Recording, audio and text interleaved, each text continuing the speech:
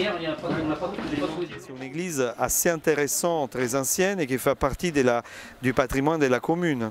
Et donc, avant d'être un bâtiment religieux, il est sans doute un joyau du patrimoine de la commune. Vous préférez le grain de droite à celui de gauche?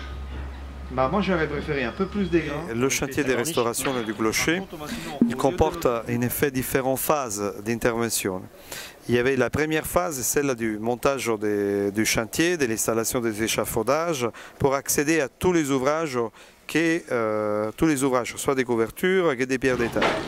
Donc la première phase, ça a été celle des piquages d'enduit et des remplacements des pierres dégradées.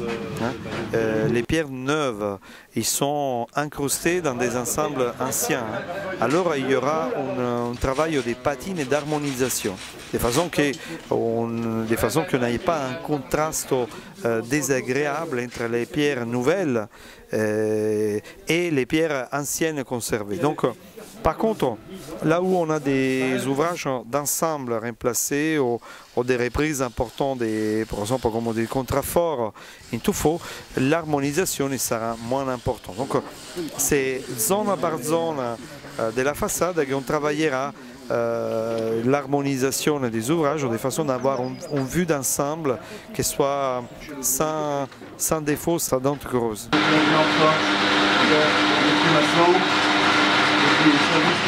Après, l'autre intervention importante et qu'on est en train de faire, c'était la restauration de la charpente, qui était un préambule fondamental à la réfection complète de la couverture. Et en même temps, l'intervention de la charpente, il y a l'intervention sur des restaurations et des confortements du beffroi des cloches. Le beffroi des cloches est la structure en bois qui soutiennent les cloches.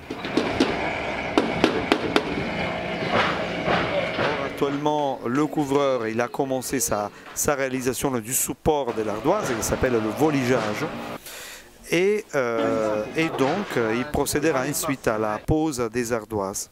Après, bien évidemment, pour moi, c'est très important que la qualité qui a été choisie, la qualité des travaux qui sont faits, soit aussi un peu un modèle pour fixer des repères et des points de référence pour rénover le bourg ancien de la mairie de la commune de Durtal, et qui quand même il garde encore beaucoup d'éléments très anciens et très intéressants.